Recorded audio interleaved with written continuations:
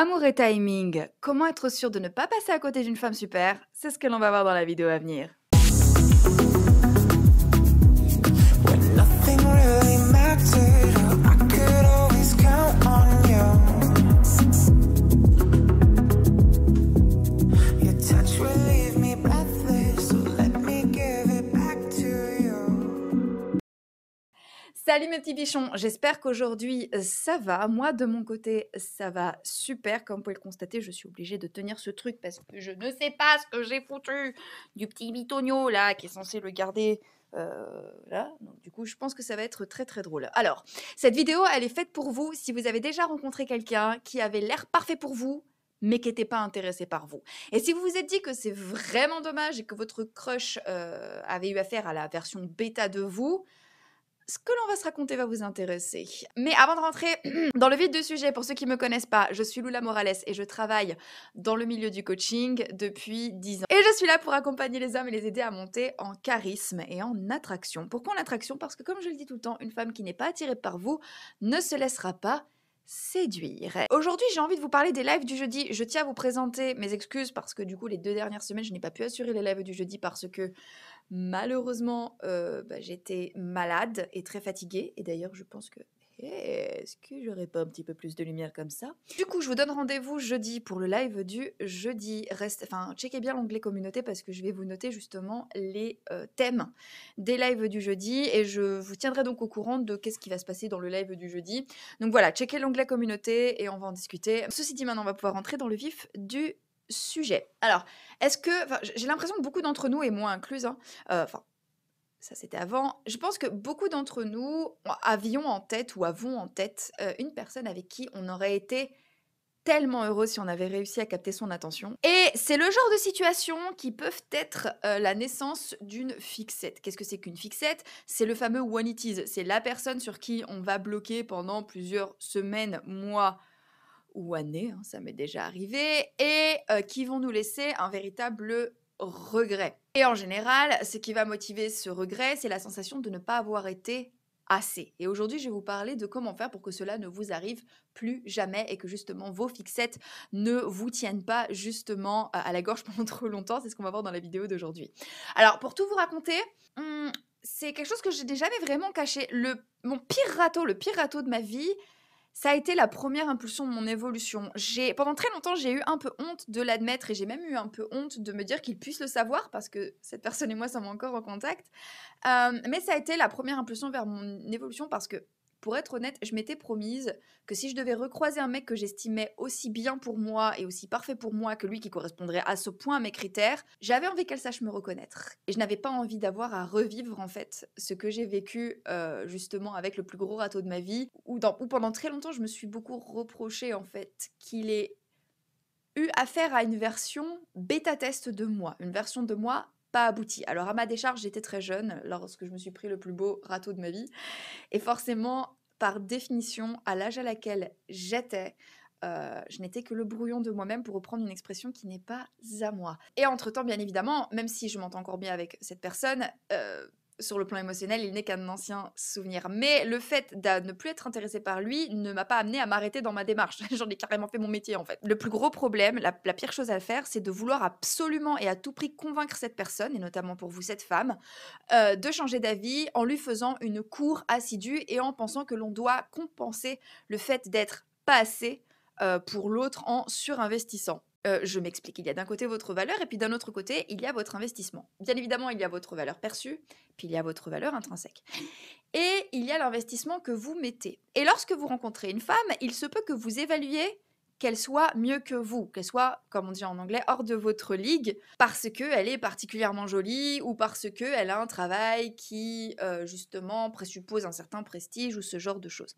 Et du coup, le piège dans lequel vous pouvez tomber, c'est de penser que sous le prétexte qu'elle est mieux que vous, encore une fois, c'est une vision des choses subjectives, vous deviez compenser en essayant de faire encore un peu plus vos preuves. Donc, en vous investissant davantage. Comme vous estimez que vous n'êtes pas assez, vous allez devoir faire plus. Énorme erreur parce que mener une cour assidue à une femme, c'est quelque part reconnaître que vous êtes d'une valeur inférieure à elle et que donc vous êtes en train de surcompenser votre manque de valeur par justement votre surinvestissement et que donc vous compensez ce que vous n'êtes pas parce que vous faites. Et là où ça pose problème, c'est que dans une relation amoureuse, on ne démarre une relation amoureuse où on ne considère quelqu'un comme un potentiel petit ami que quand on s'estime de valeur au minimum égale. Aussi, on va être honnête, 2 petites secondes, ce qui nous fait le plus mal, c'est également d'être le perdant de cette histoire. Si demain, vous rencontriez une femme infiniment plus belle, plus gentille, plus jeune, plus intelligente ou avec une carrière plus brillante que celle de votre crush et qu'elle se trouvait et que cette personne incroyable se trouvait intéressée par vous,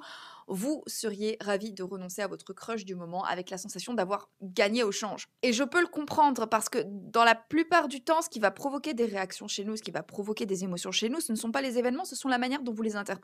Si vous prenez un râteau de la femme la plus cool que vous ayez rencontrée, votre interprétation sera je ne suis pas suffisant pour les femmes qui m'intéressent. Mais si vous prenez un râteau de la part d'une femme géniale, mais que vous parvenez à attirer une femme encore plus géniale qu'elle, votre interprétation des événements sera je suis juste pas son genre, mais c'est ok parce que les femmes qui m'intéressent et les femmes vraiment du niveau qui m'intéressent, je parviens à les intéresser aussi. Donc au final, ce n'est pas à ce point un problème. Mais laissez-moi vous dire 2 choses à ce sujet.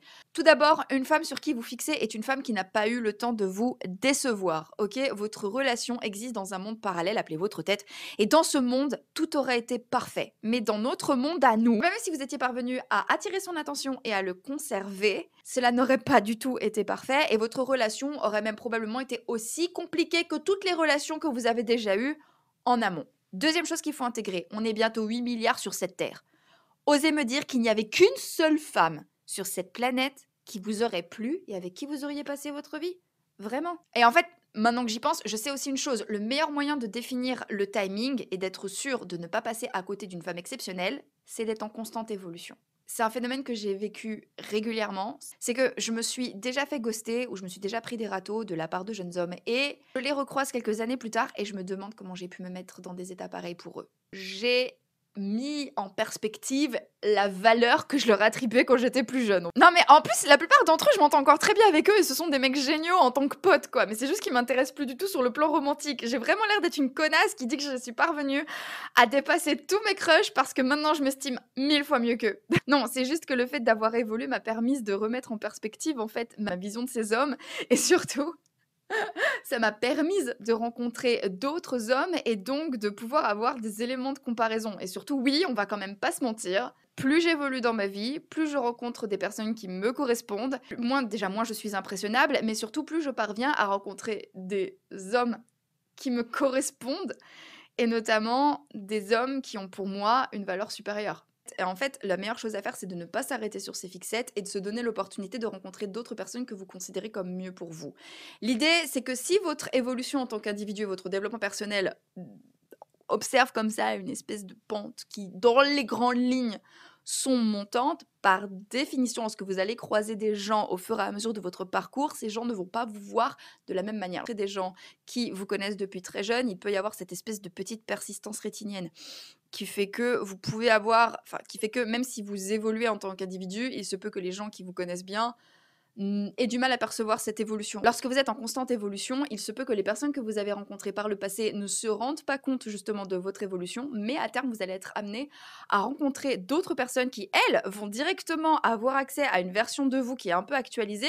Vous allez leur donner une impression qui va être basée justement sur votre nouvelle version de vous. Alors, vous allez pouvoir attirer et rencontrer des femmes de valeur supérieure et par conséquent, même si le timing était mauvais avec votre crush du moment, votre timing sera parfait avec les prochaines personnes que vous allez rencontrer.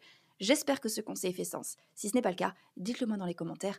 J'essaierai de développer un petit peu. En réalité, la raison pour laquelle le timing peut rendre autant de gens malheureux en amour, et notamment quand ils rencontrent des personnes qui ne les intéressent pas et qu'ils ont justement cette mauvaise sensation de « c'est dommage, si elle m'avait rencontré dans quelques années, si elle m'avait rencontré dans un autre contexte, elle serait peut-être follement tombée amoureuse de moi ». La réalité, c'est que l'on a ce genre d'interprétation des événements et que l'on a ce genre de pensée quand on se sent dans une optique de manque, quand on a la sensation que nos opportunités de rencontre sont particulièrement restreintes. Et par conséquent, moi, ce que je vous recommande de faire, c'est d'élargir en fait vos opportunités de rencontre. Et vous allez vous rendre compte que même si le timing est très important dans les relations amoureuses, nous sommes assez nombreux pour que le timing soit parfait avec au moins une personne que vous allez rencontrer. Et le meilleur moyen de faire en sorte que ce timing soit parfait pour la prochaine personne que vous allez rencontrer ou pour une des prochaines personnes que vous allez rencontrer, c'est d'être en constante évolution. Et donc de perpétuellement vous demander ce que vous pouvez faire pour devenir une meilleure personne. Une version de vous en somme qui impacte de plus en plus de monde et de manière de plus en plus positive. J'ai parfois un peu du mal à m'exprimer récemment, je pense qu'il va vraiment falloir que je scripte mieux mes vidéos. Bref, cette vidéo est terminée, si elle vous a plu, sentez-vous libre de me mettre votre plus beau pouce, la discussion continue avec respect dans les commentaires. Moi autrement, je vous embrasse, je vous dis à très vite, et comme d'habitude, n'oubliez jamais que c'est une petite quiche comme moi y arrive, tout le monde peut y arriver, donc maintenant, c'est à vous de jouer.